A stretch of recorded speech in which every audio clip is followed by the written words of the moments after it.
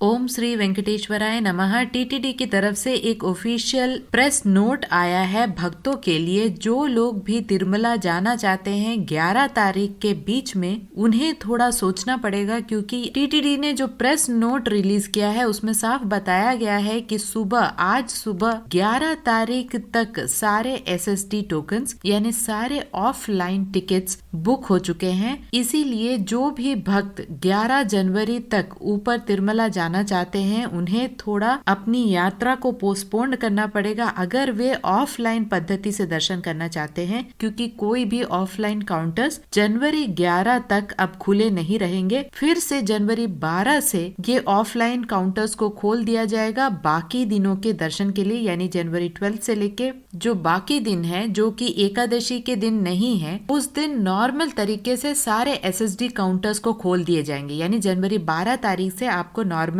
जिस दिन आप जाते हैं उसी दिन का आपको टिकट भी मिल जाएगा ऑफलाइन में जनवरी 12 तारीख से। अभी की जो स्थिति है उसमें टीटीडी ने क्लियर किया है कि जनवरी 11 तारीख के सारे एसएसडी टोकन्स यानी ऑफलाइन टिकट्स खत्म हो चुके हैं। जिन लोगों को नहीं पता उन्हें ये एक बार फिर से बता दूं कि जनवरी 2 से जनवरी 11 तारीख तक 10 दिनों तक एकादशी का पर्व मनाया जा रहा था, जिसकी वजह से टीटीडी एक ही साथ सारे टिकट्स को रिलीज कर दिया था ऑफलाइन में। इसकी वजह से सारे टिकट्स बुक हो चुके हैं। ऑफलाइन के जो भी फ्री टिकट्स रहते हैं एसएसडी टोकन्स जनवरी 11 तारीख तक सारे बुक हो चुके हैं। तो ये चीज भक्त याद रखे और जनवरी 12 तारीख के बाद ही अगर वे ऑफलाइन में टिकट्स चाहते हैं तभी यात्रा करें। अगर अभी यात्रा करना चाहते हैं तो वे तिरुमला नहीं जा सकते, क्योंकि घाट रोड के आगे ही उन्हें रोक दिया जाएगा। बिना कोई दर्शन टिकट्स के जनवरी 11 तक आप ऊपर घाट रोड में और भगवान के दर्शन भी नहीं कर सकते। तो ये बात ध्यान में रखें। जो लोग 300 रुपए के दर्शन टिकट्स को बुक करना चाहते थे जनवरी 12 से लेके जनवरी 31 और फरवरी के महीनों के लिए, ध्यान दें कि वे कल सुबह यानी 9 जनवरी को सुबह 10 बजे टीटीडी के ऑफिशियल वेबसाइट में 300 रुपए की बुकिंग कर सकते हैं। एक मोबाइल नंबर से 6 लोग बुक कर सकते हैं। अगर आपको उससे ज्यादा टिकट्स चाहिए तो आपको दूसरे मोबाइल नंबर से फिर से लॉगिन करके फिर से टिकट्स बुक करना पड़ता है। यहाँ पे ध्यान देने वाली बात यह है कि जो लोग जनवरी 12 से जनवरी 31 तक प्लान कर रहे हैं उन्हें ज्यादा ध्यान देना पड़ेगा, क्योंकि बहुत ज्यादा रश होता है। संक्रांति की हॉलीडेज हैं आंध्र प्रदेश और तेलंगाना में। लगभग जनवरी 11 से लेके जनवरी 17 तक संक्रांति की छुट्टियां हैं। फिर जनवरी 26 रिपब्लिक डे है। जनवरी 28 रथ सप्तमी है, जहां पर भगवान बालाजी की शोभा यात्रा निकाली जाती है मंदिर परिसर में, जिसको देखने के लिए दूर दराज से लोग आते हैं, भक्त आते हैं। तो इन दिनों के अगर आपको टिकट्स की बुकिंग करानी है कल, तो आपको ज्यादा ध्यान देना होगा, क्योंकि बहुत ही कम टाइम में सारे टिकट्स बुक हो जाते हैं। आपको आधा घंटा पहले से ही लॉग इन करके रखना पड़ेगा। आपकी सारी डिटेल्स आप पहले ही नोटपैड में या वर्ड में टाइप करके रखें, ताकि आपको टाइपिंग के लिए और डिटेल्स को भरने के लिए ज्यादा टाइम नहीं लगे,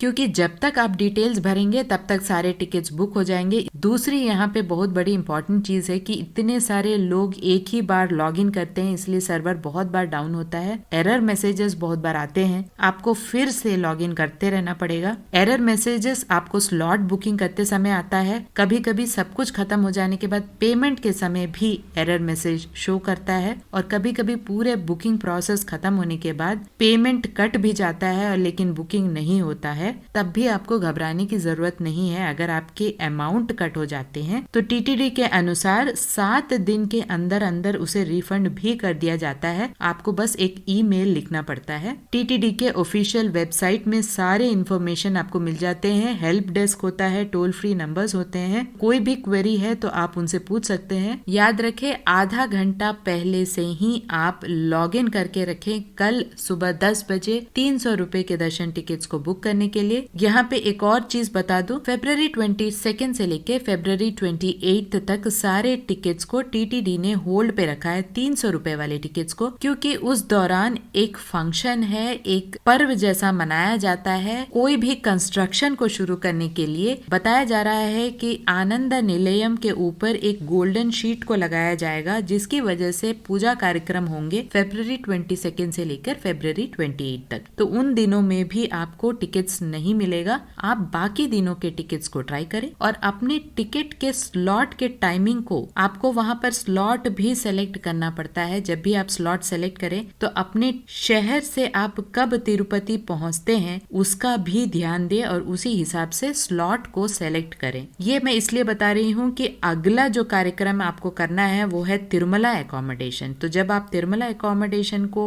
बुक करेंगे 10 जनवरी को आपको तिरुमला एकोमोडेशन की भी बुकिंग करानी है। आफ्टर दर्शन टिकट जैसे यहाँ बुक करते हैं उसी हिसाब से आपको तिरुमला में भी एकोमोडेशन के लिए कोटा रिलीज किया जाता है। अगर आप में ऑनलाइन बुक नहीं करना चाहते या किसी वजह से आप ऑनलाइन बुकिंग नहीं करा पाए तो आप ऑफलाइन में भी तिरुमला एकोमोडेशन को बुक कर सकते हैं। ऑफलाइन पद्धति से तिरुमला एकोमोडेशन में क्या क्या फैसिलिटीज है उसके बारे में मैंने एक वीडियो बनाया है, आपको लिंक मैं डिस्क्रिप्शन बॉक्स में दे दूंगी, आप उसे जाकर चेक कर सकते हैं। अगर आपको ऑनलाइन में बुकिंग करानी है तो आप अपने दर्शन टिकट के टाइम के हिसाब से, अपने स्लॉट के हिसाब से अपने रूम को बुक करें। इन्हें आप 24 घंटे के लिए बुक कर सकते हैं। अगर आप चाहे तो एक्सटेंड भी कर सकते हैं एक और दिन के लिए। आपको 500 के कॉशन के डिपॉजिट को करना पड़ता है। फॉर एग्जाम्पल अगर आप 100 रुपीज के रूम को बुक कर रहे हैं तो आपको टोटल 600 रुपीज भरना पड़ता है एकोमोडेशन 100 रुपीज के रूम के लिए। वहां पर आपको सिर्फ 2 लोगों के लिए ही रूम बुक करने की फैसिलिटी दिखती है,